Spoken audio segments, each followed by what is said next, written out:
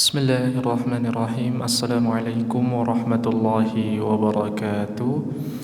Alhamdulillahi rabbil alamin. Wassalatu wassalamu ala rasulillah wa ala alihi wa sahbihi wa mawala. Asyhadu an la ilaha illallah wa asyhadu anna Muhammadan abduhu wa rasuluh. La nabiyya wa la rasulahu ba'dah. Rabbi shrah li sadri wa yassir li amri wahlul 'uqdatam min lisani yafqahu qawli, amma ba'd. Alhamdulillah, bersyukur kepada Allah Subhanahu wa taala berkat rahmat, karunia dan hidayah yang Allah berikan kepada kita, sehingga pada kesempatan yang berbahagia ini alhamdulillah Allah masih berikan kita banyak sekali kesempatan. Allah masih berikan banyak sekali kekuatan dalam hidup kita, sehingga pada kesempatan yang berbahagia ini kita masih bisa bersilaturahim, masih bisa untuk saling menebarkan kebaikan bersama-sama. Kedua kalinya salawat bertangkaikan salam semoga senantiasa selalu tercurah kepada manusia paling mulia sepanjang masa, baginda Nabi besar Muhammad sallallahu alaihi wasallam, yang tentu sama-sama kita nantikan syafaatnya di yaumul qiyamah kelak. Baik, sebelum kami memulai, kami mohon izin mengucapkan taqabbalallahu minna wa minkum.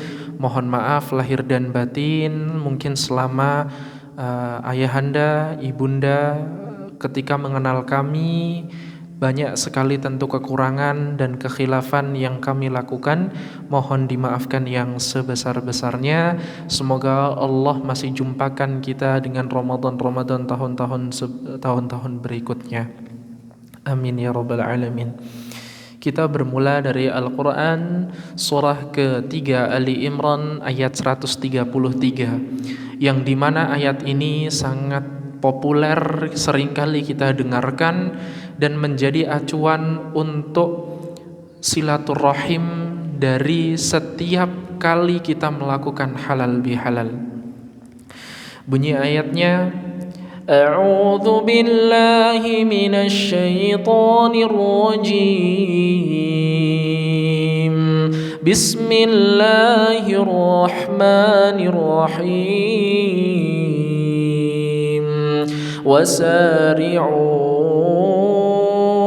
ila maghfiratin min rabbikum wa jannatin 'arduha as-samawati wal ard u'iddat lil muttaqin.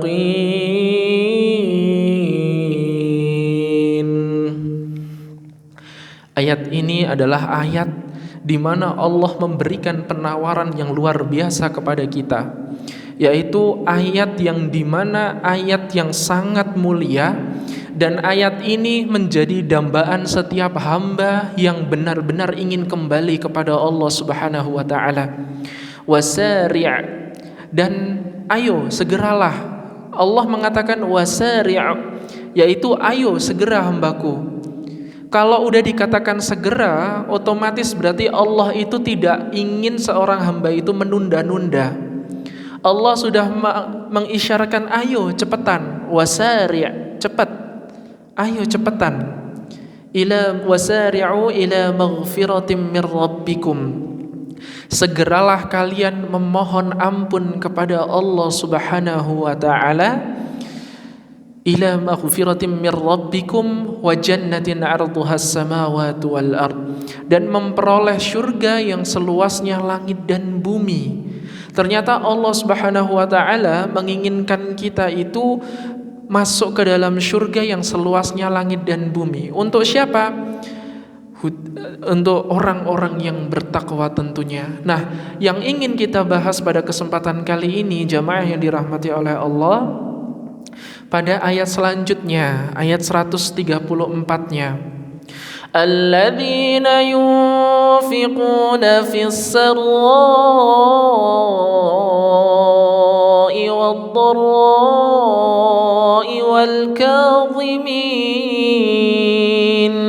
wal ghayza wal 'afina 'anil nas wallahu yuhibbul muhsinin.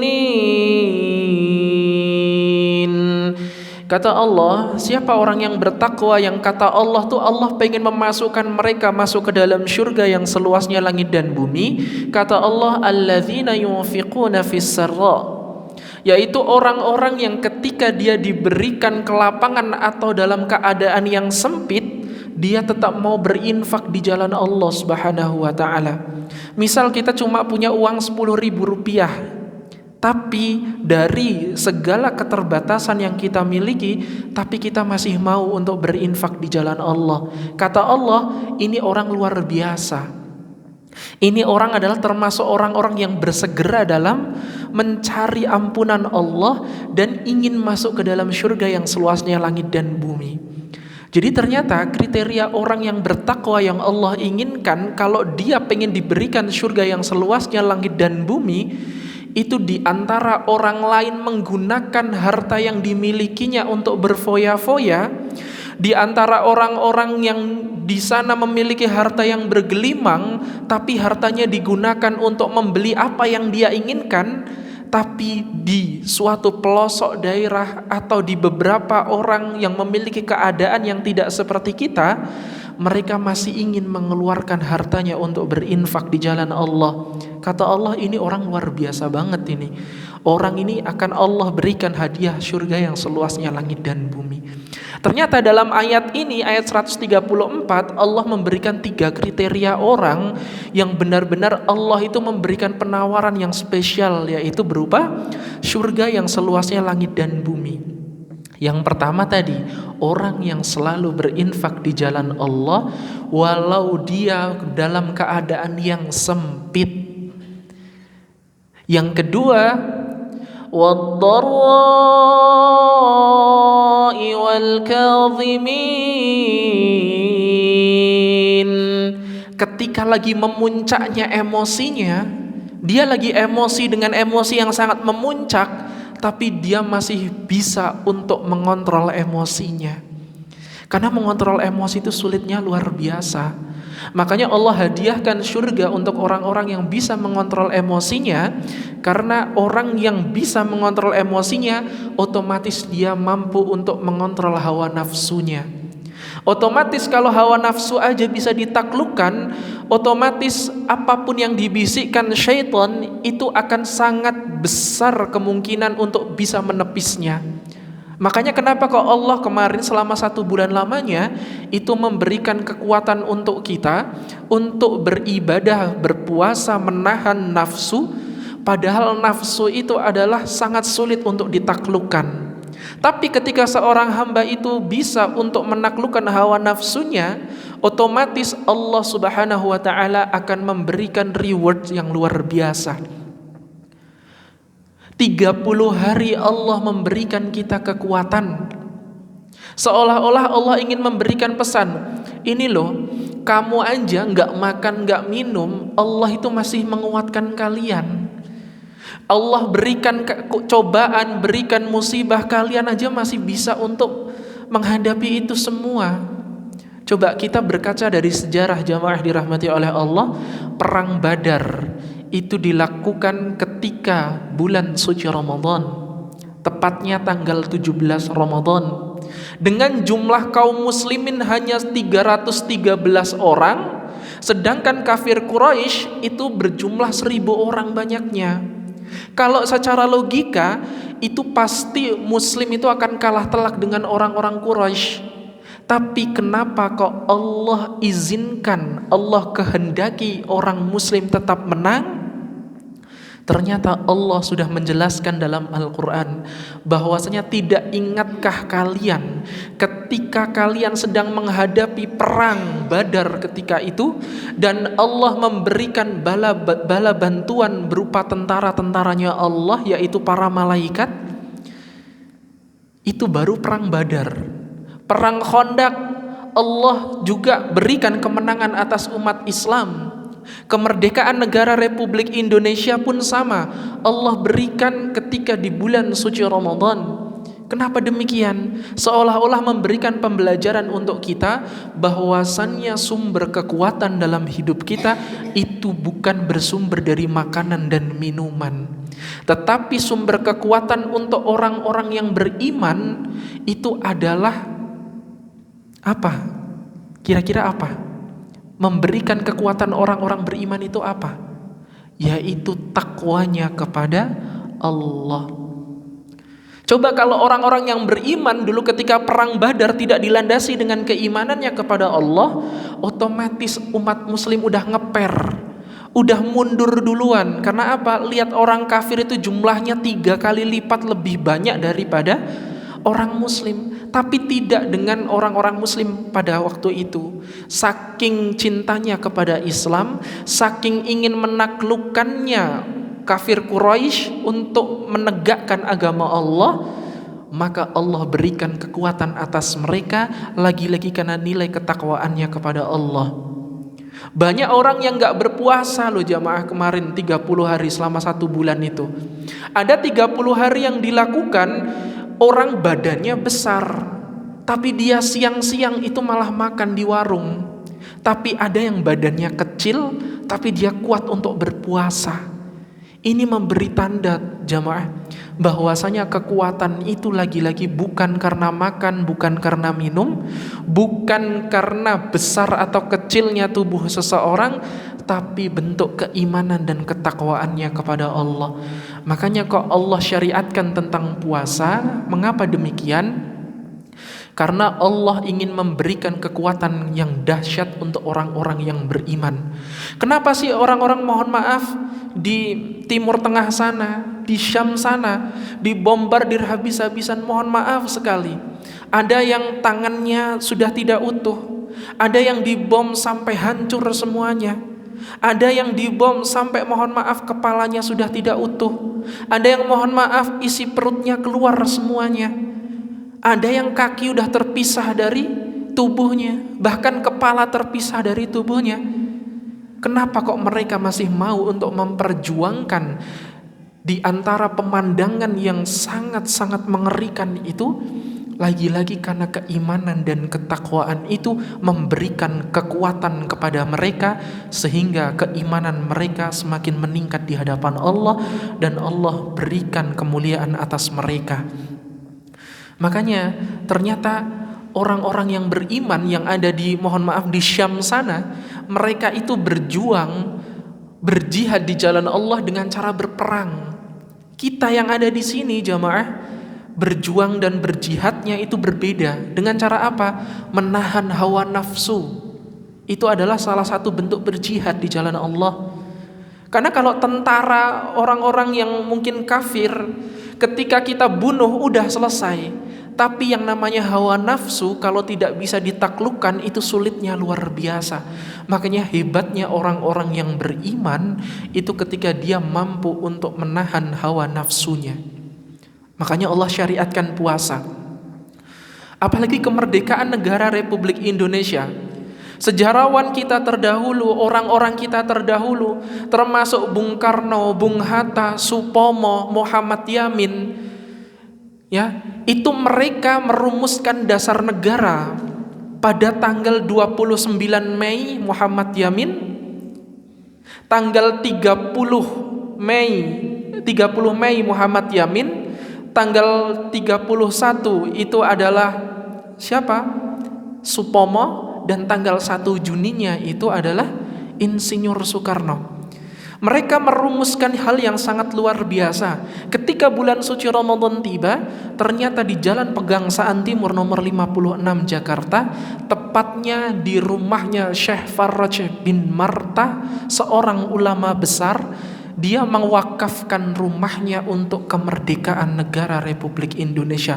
Dan lihat alinea ketiga UUD 1945, atas berkat rahmat Allah yang maha kuasa dan dengan didorongkan oleh keinginan luhur supaya berkehidupan kebangsaan yang bebas, maka rakyat Indonesia menyatakan dengan ini kemerdekaannya.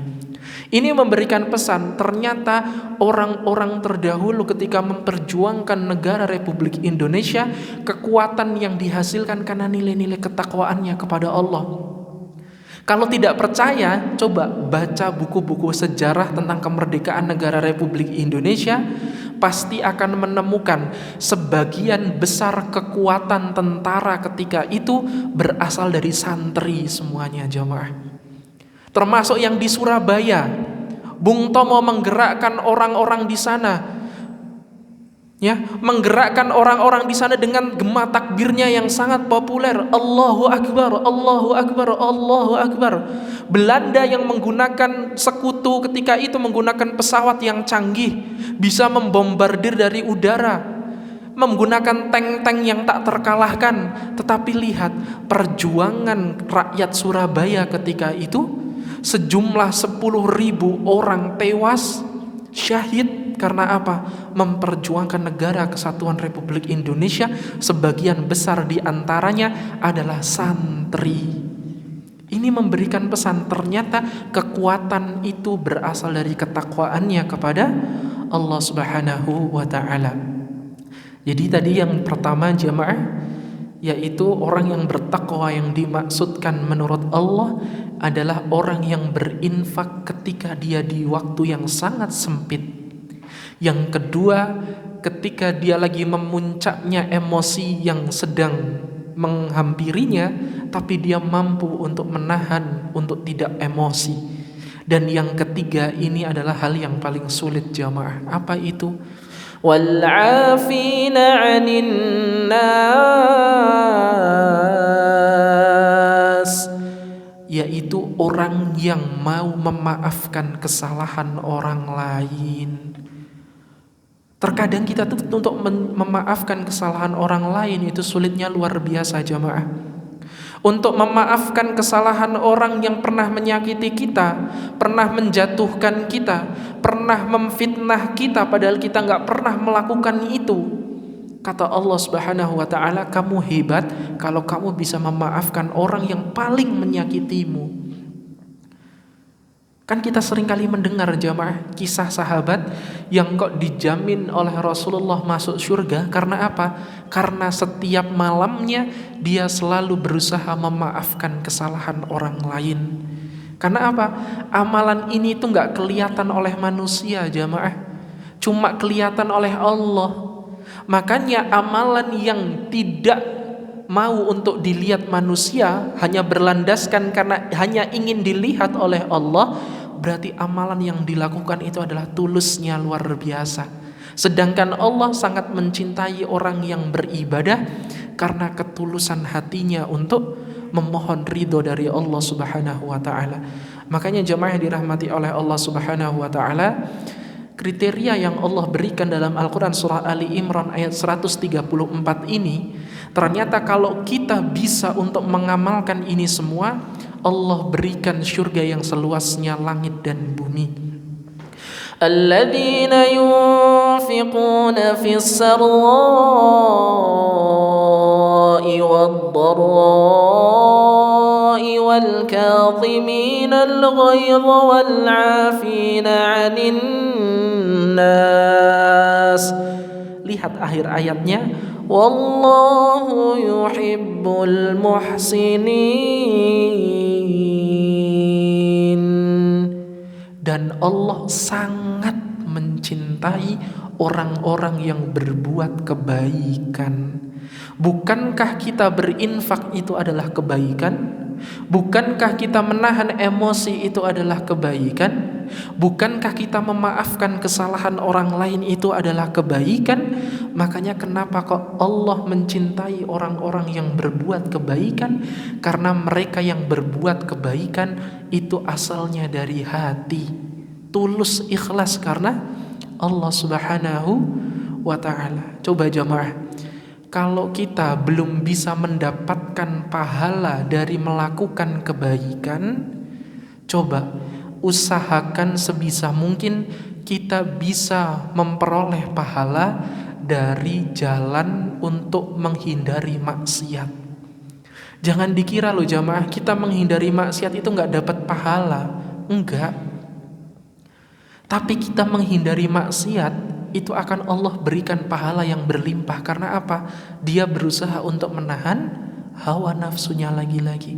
Nah, pada momen Hari Raya Idul Fitri ini masih Syawal vibes, di mana bulan ini adalah bulan yang sangat istimewa selain bulan suci Ramadan.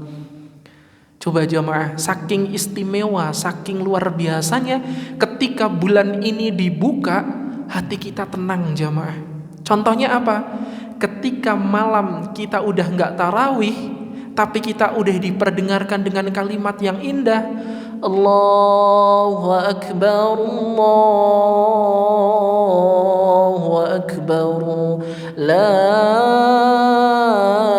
ilaha illallah, Wallahu Akbar. Coba, bulan yang mulia ini Allah buka dengan kalimat gema takbir yang siapapun yang mendengarkannya pasti akan merasakan rindunya luar biasa jemaah. Betul? Merasakan itu? Merasakan sebegitu tenangnya Hari Raya Idul Fitri? Karena bulan ini bulan istimewa jemaah. Makanya Allah buka. Dalilnya apa? Al-Quran surah kedua Al-Baqarah ayat 185 di bagian akhir. Walitukmilul iddata walitukabbirullah. Walitukmilul iddata walitukabbirullah. Dan di bulan yang Id itu perbanyaklah bertakbir kepada Allah. Perbanyaklah mengagungkan Allah.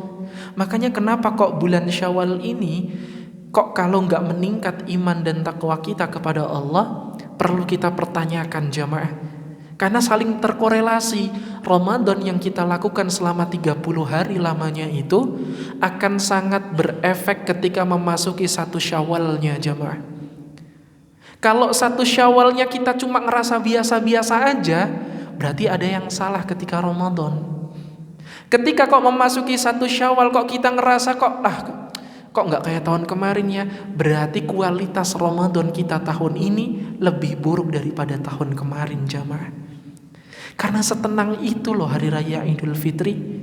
Kenapa kok Allah berikan ketenangan? Karena di waktu mulai maghrib 1 Syawal sampai menjelang sholat Id, itu adalah di mana Allah sedang mengampuni dosa-dosa seorang hamba.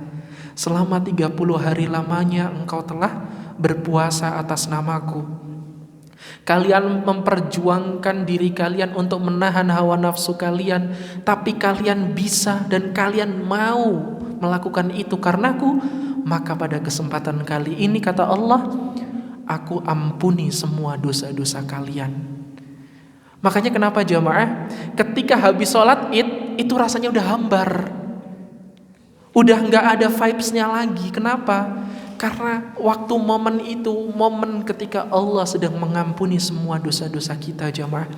Makanya halal bihalal itu cuma ada di Indonesia jamaah ya. Di luar negeri itu udah nggak ada halal bihalal.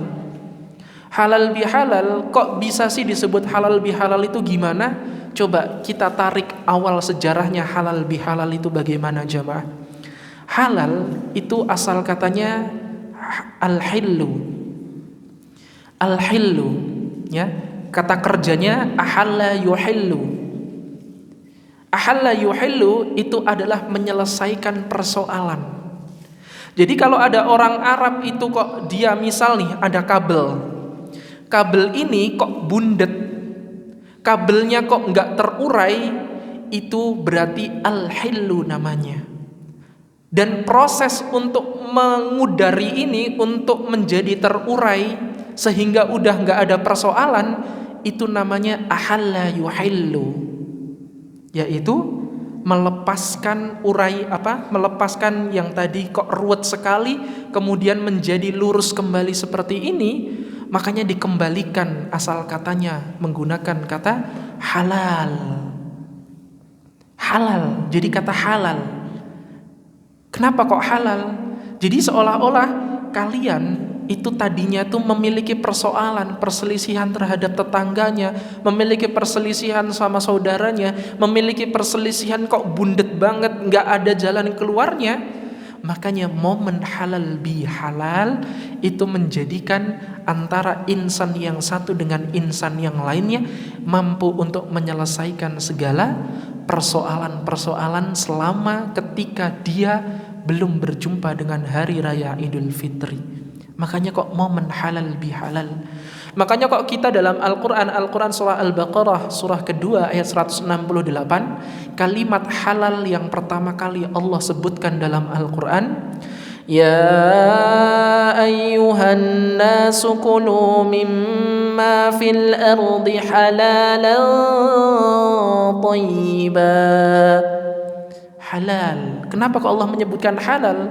Allah menyebutkan terminologi halal dalam Al-Quran dan disandingkan dengan agama Islam karena seolah-olah kalian halal untuk melakukan sesuatu, artinya udah gak ada yang dipersoalkan lagi. Makanya makanan yang halal. Kenapa sih kok kita gak boleh makan, mohon maaf, babi? Kenapa sih kok kita gak boleh makan darah? Kenapa sih kok kita nggak boleh minum alkohol?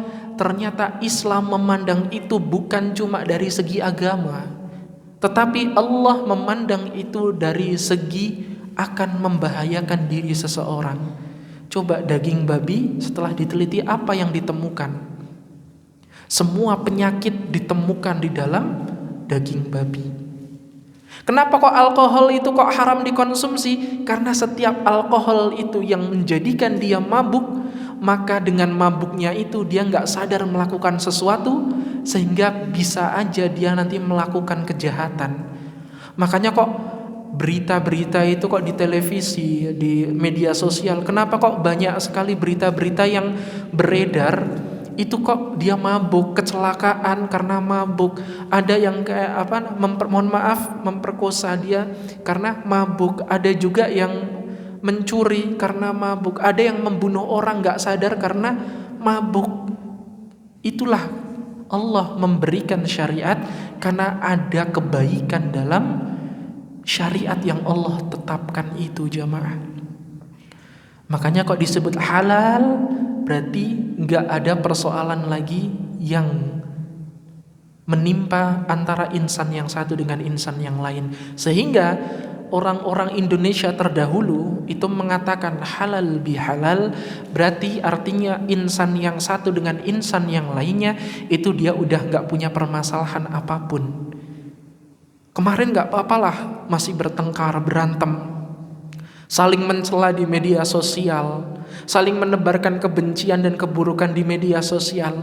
Ayolah, hari raya Idul Fitri ini harusnya menjadikan diri kita untuk berintrospeksi diri, untuk bareng-bareng merekatkan kembali hubungan persaudaraan yang mungkin sebelum hari ini atau sebelum hari raya Idul Fitri itu masih sering berselisih, masih terpecah belah. Sehingga mari ketika bulan Syawal ini kita rekatkan kembali. Makanya makna Idul Fitri, Aid itu artinya kembali. Aid itu artinya kembali, jamaah. Idul Fitri, fitr itu memiliki dua makna. Makna fitr yang pertama itu disebutkan futur atau iftar. Kenapa kok futur? Jadi futur itu secara bahasa, jemaah, artinya adalah makanan yang pertama kali dikonsumsi. Makanya kenapa kok ketika kita berbuka puasa itu disebut sebagai iftar. Iftar itu adalah makanan yang pertama kali kita konsumsi, namanya iftar. Jadi kalau kita begitu Allahu Akbar langsung makan nasi, berarti iftar kita nasi. Tapi kalau begitu Allahu Akbar kurma, berarti iftar kita adalah kurma. Sehingga ketika ada orang Arab kok mengatakan hal aftartum, itu bukan apakah kamu berbuka puasa, bukan, jamaah. Artinya apakah kamu sudah sarapan?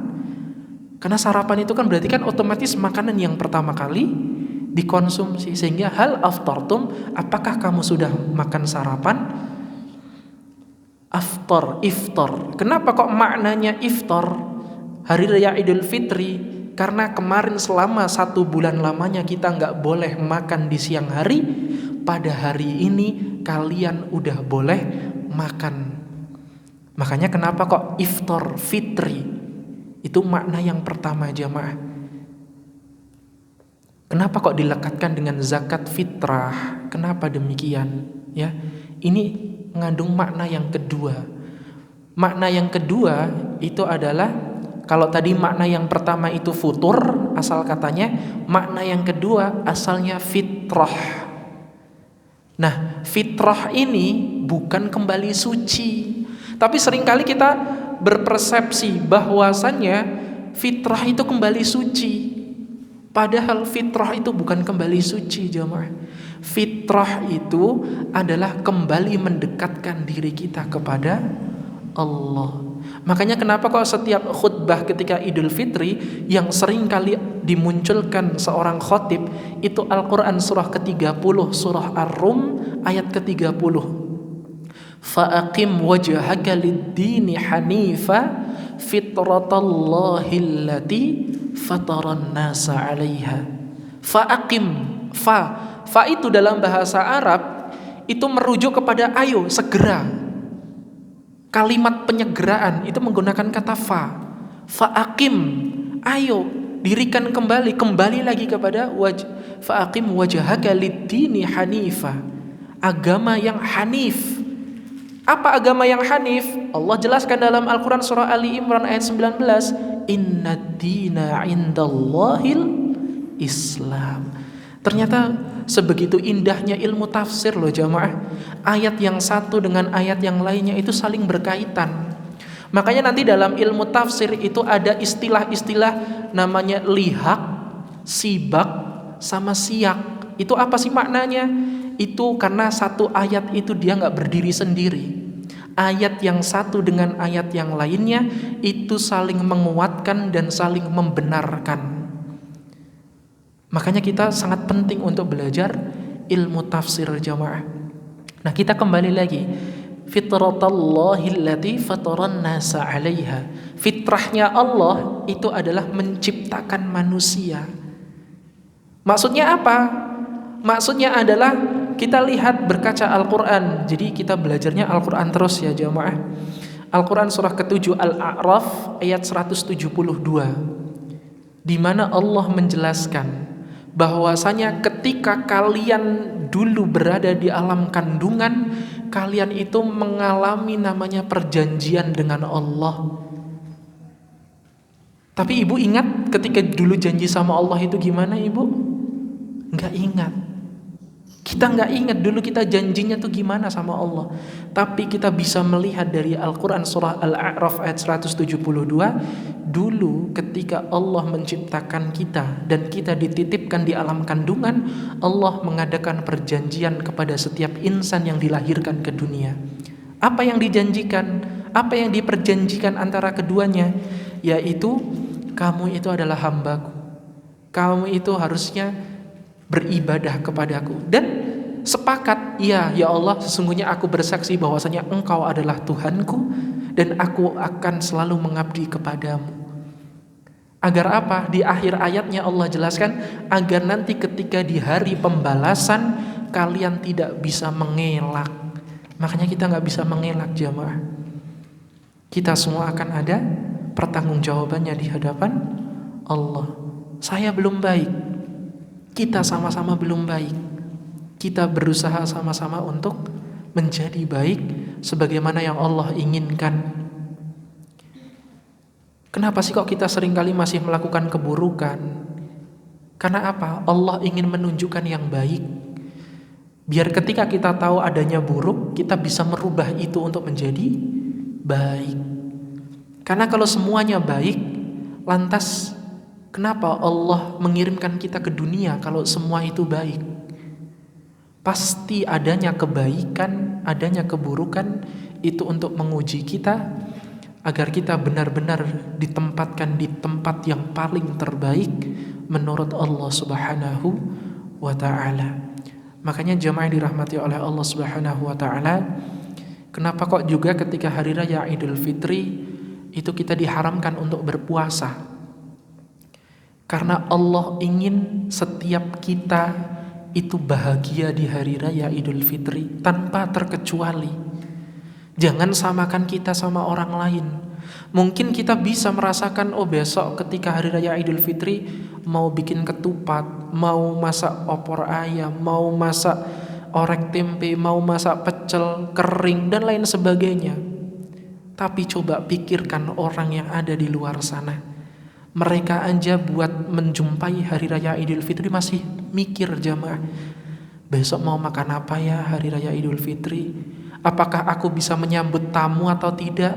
Apakah aku bisa memberikan hidangan terbaik untuk tamuku nanti atau enggak? Pikirkan itu jamaah. Makanya kenapa Allah syariatkan zakat fitrah. Zakat itu artinya zakah. Asal katanya zakah itu adalah menambah kebermanfaatan.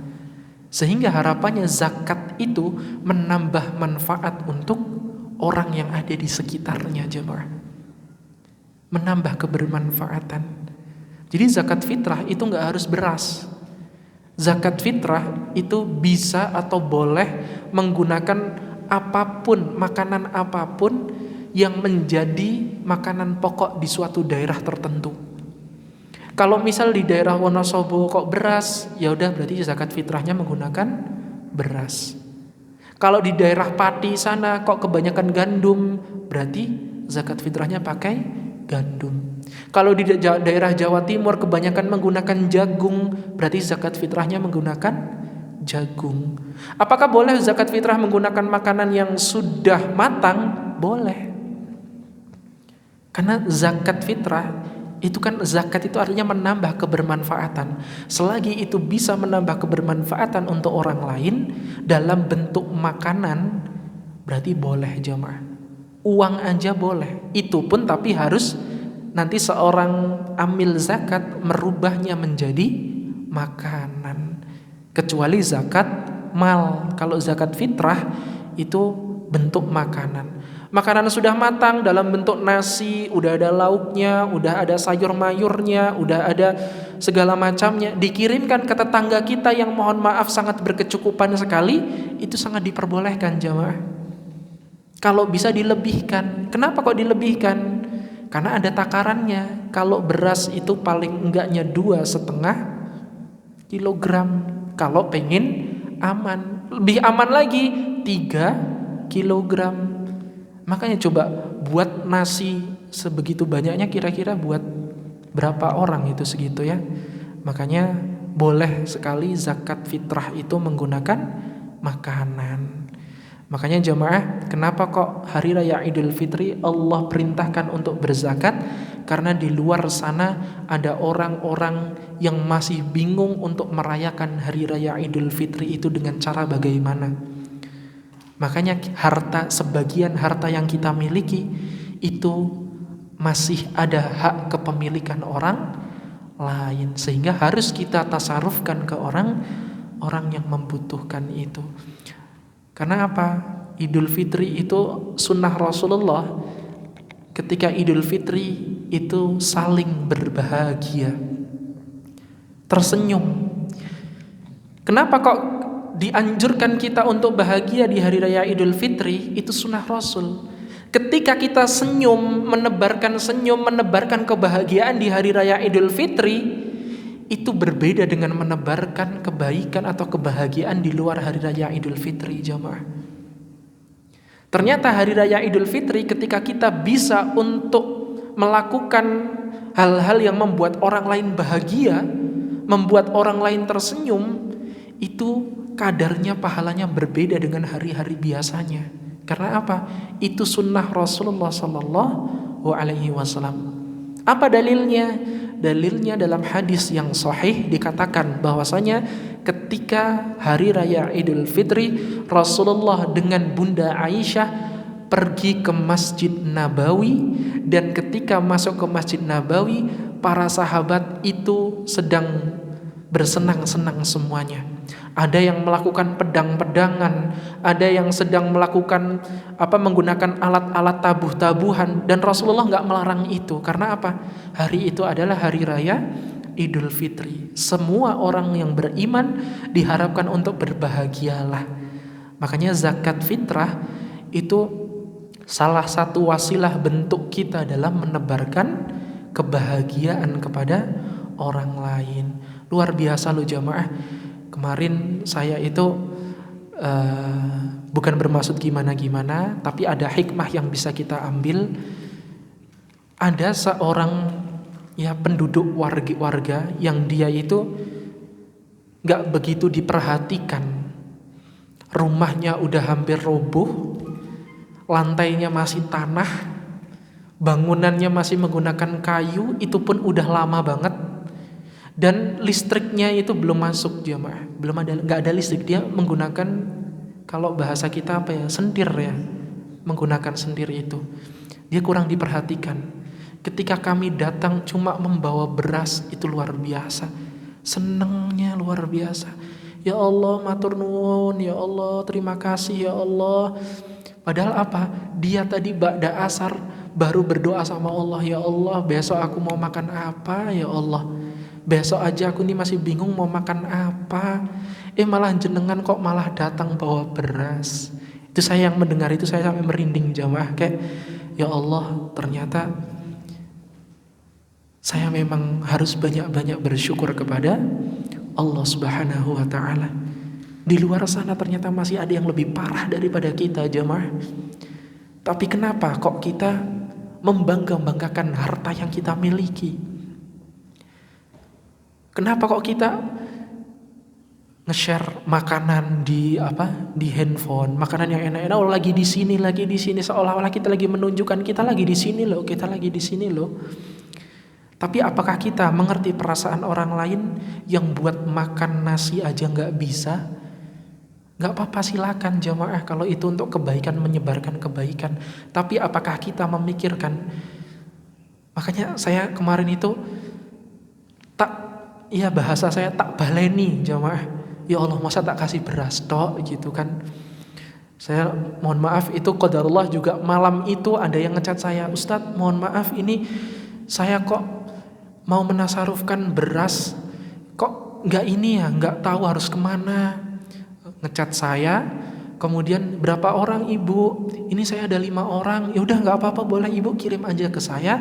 Malam itu juga saya langsung pergi ke suatu toko, saya membeli beras, membeli bahan pokok, saya berikan kembali ke orang itu. Dia langsung kayak sujud syukur, nangisnya luar biasa. Padahal pas saya mau ke rumah itu, suaminya itu dia mau keluar. Mau ngapain jamaah? Bawa karung. Bayangkan malam hari raya Idul Fitri masih membawa karung, masih keliling untuk mencari barang-barang yang bisa dia lakukan untuk dijual dan mendapatkan kebermanfaatan yang lebih daripada itu jamaah. Terus kemudian saya mengucapkan, ya Bunda jazakumullah khairan katsir, ini adalah pertolongan dari Allah melalui wasilah ibunda. Saya menasarufkan beras ini kepada orang yang insya Allah memang tepat, sangat membutuhkan. Karena memang notabene itu beliau itu kayak kurang diperhatikan dari orang-orang sekitar jamaah. Makanya kalau ada orang yang paham, pasti itu kayak, ya Allah kasihan banget ya orang ini, kasihan banget ya. Kesehariannya itu ngapain sih jamaah? Kalau nggak cari sampah, itu ya jualan. Jualannya aja nggak mesti dalam 1 hari itu pasti laku. Apa sih yang dijual? Cilok jamaah. Nggak pasti payu ciloknya itu. Makanya kadang dia cerita ke saya, ya Allah kadang aja pagi aja makan cilok, nanti malamnya makan cilok lagi. Dari apa? Dari cilok yang dia jual tapi dia nggak laku ciloknya itu jamaah. Dan bahan bakunya itu mengandalkan bahan-bahan yang memang dia tuh kayak ngirit banget gitu loh. Itu memberikan pembelajaran untuk kita jamaah. Ya Allah, ternyata kita bersyukur sekali kepada Allah Subhanahu wa ta'ala. Di hari raya Idul Fitri ini ternyata masih banyak Masih banyak yang tidak seberuntung kita, jamaah. Ada yang diuji dengan perekonomiannya, ada yang diuji mungkin dengan hubungan keluarganya, ada juga yang diuji, pokoknya luar biasa jamaah. Ya semoga pembelajaran ini bisa kita jadikan sebagai motivasi agar semakin bersyukur kepada Allah dan semakin memudahkan tangan kita untuk memberi jamaah. Karena gak ada orang yang merugi ketika dia mau untuk memberi jamaah. Coba apa sih yang dirasakan jamaah ketika memberikan sesuatu kepada orang lain? Senang pasti, gak mungkin nyesel. Kok malah tak kasihkan ke orang ini? Pasti yang kita rasakan gak begitu jamaah. Yang kita rasakan alhamdulillah ya Allah, semoga bermanfaat, bisa untuk bermanfaat untuk orang lain. Mungkin kalau ada waktu luang jamaah, cobalah jamaah, ada rezeki lebih dan ada waktu luang, cobalah jamaah beli nasi bungkus yang ya kurang lebih kayak yang 5 ribuan atau mungkin 3 ribuan. Belikan aja, dibagikan ke orang-orang yang sekiranya membutuhkan. Mungkin gak seberapa menurut kita, tapi menurut orang lain yang kita beri, boleh jadi itu yang mereka inginkan jamaah, tapi masih belum kesampaian. Coba mohon maaf, kalau memulung itu kira-kira hasilnya seberapa sih kita memulung itu? Memulung aja gak mesti dapat kan. Ngorek-ngorek sampah, baunya luar biasa, sumber penyakit. Mencari barang-barang yang masih layak untuk dimanfaatkan kembali, untuk dijual kembali. Ketika ditimbang, itu berapa? Saya pernah waktu belum lama jamaah, saya pernah tanya sama pemulung itu, Pak, ini emang kalau dijual itu berapa sih? Kan jual kardus-kardus sisa itu ibu, ya. Ternyata 10 kilo itu cuma dihargai 8.000 rupiah. 10 kilo kardus cuma dihargai 8.000 rupiah. Kalau yang botol-botol bekas, yang kayak gelasan-gelasan yang plastik-plastik itu per kilonya dihitung 200 rupiah. Bayangkan 5 kilo baru dapat 1.000. 1.000 sekarang dapat apa sih? 1.000 dapat permen paling 6 gitu kan. Ya masa kita mau ngasih dia permen 6 terus kan gak mungkin ya. Makanya coba kalau ada waktu luang, coba, mungkin boleh jadi menurut kita ini adalah amalan yang sangat kecil, tapi boleh jadi dalam pandangan Allah, Allah turunkan rahmat untuk kita semuanya jamaah. Jadikan momen halal bihalal ini, jadikan momen hari raya Idul Fitri ini sebagai momen kita untuk saling menebarkan kebahagiaan, saling memberikan kebermanfaatan untuk orang lain, semakin bersyukur kepada Allah. Bersyukur kepada Allah. Ya Allah, kok gajinya sebulan cuma 1 juta aja sih ya Allah. Loh jamaah, 1 juta itu tergantung kita memanfaatkannya untuk apa. Kalau 1 juta itu kita benar-benar pintar untuk memanfaatkan itu semuanya, kita masih bisa bersedekah dan kita masih bisa menikmati itu semua. Tapi kalau kita aja salah menggunakannya, mau beli skincare, mau beli apa, ya gak bakal cukup jamaah.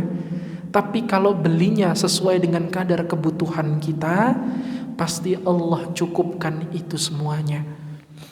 Mohon maaf jamaah, coba sekarang guru, mohon maaf sekali, bukan bermaksud menyinggung, tapi saya yang bersekolah di dalam dunia pendidikan dan spesialisasi saya di pendidikan juga, saya melakukan survei, itu guru-guru yang uyata itu luar biasa jamaah.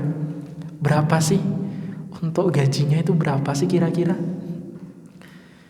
Ada yang 400.000, ada yang 600.000 ya.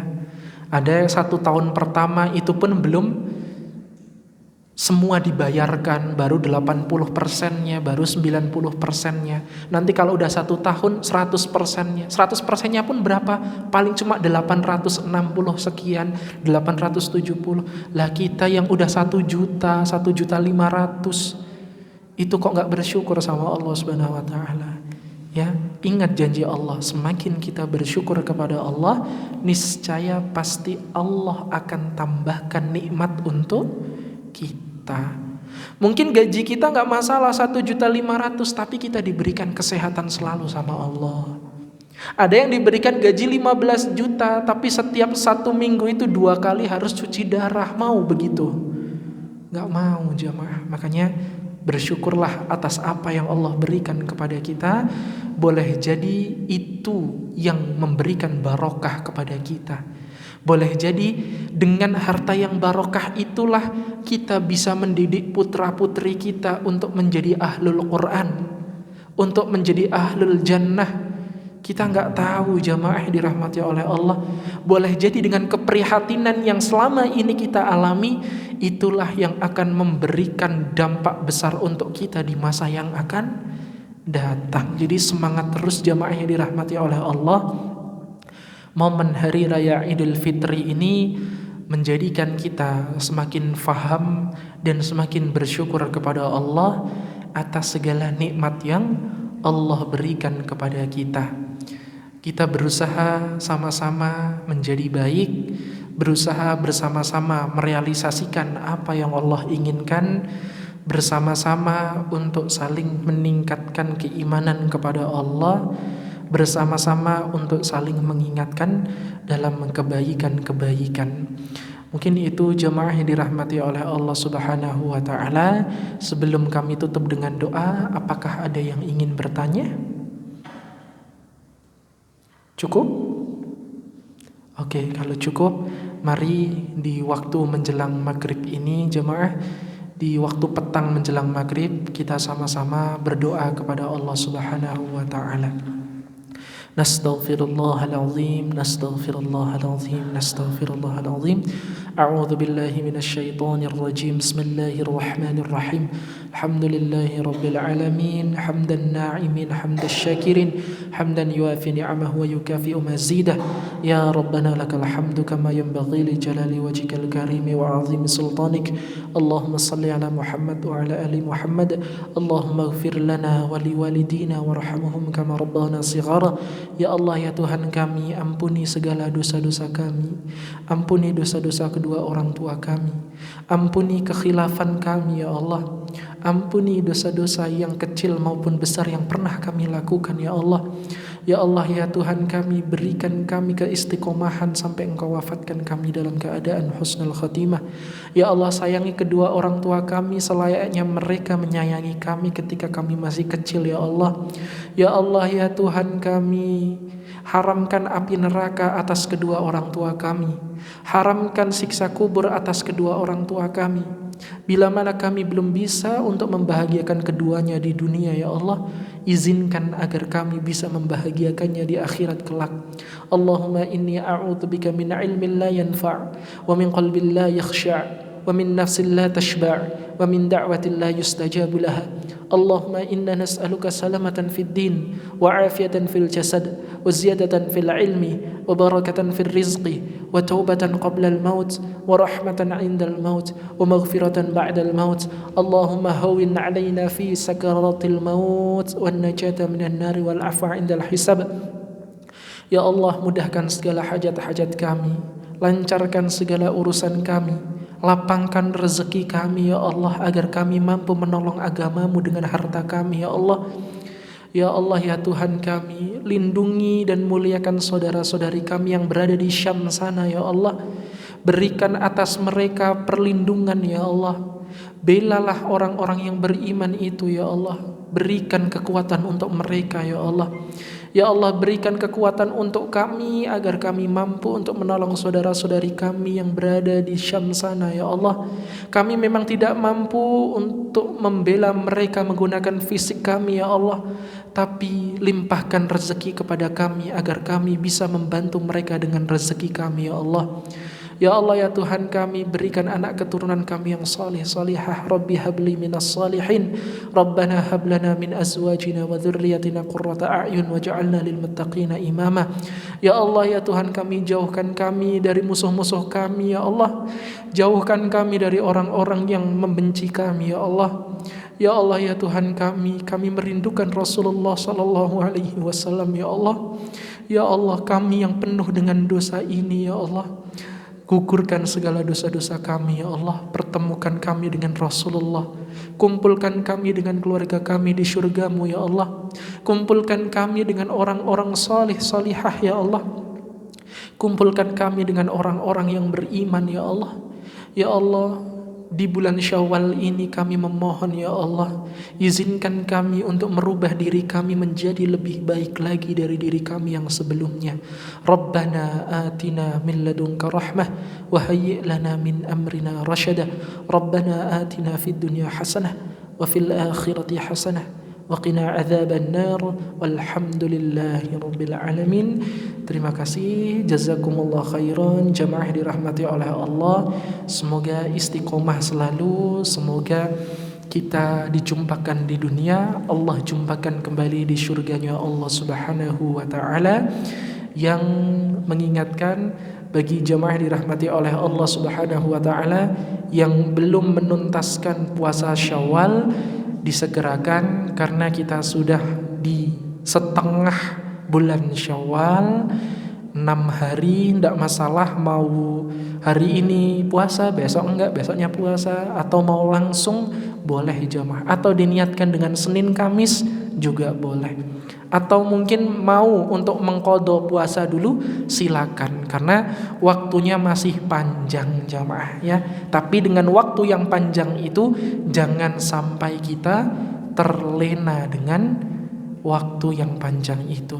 Barakallahu fikum. Cukup sekian dari kami, tentu banyak kekurangan dan kesalahan, mohon dimaafkan yang sebesar-besarnya dari tutur kata, sikap maupun perilaku kami. Sekali lagi, taqabbalallahu minna wa minkum minal aidin wal faizin. Mohon maaf lahir dan batin. Nun wal qalami wa ma yasturun, billahi fi sabilil haq fastabiqul khairat. Thumma assalamu alaikum warahmatullahi wabarakatuh.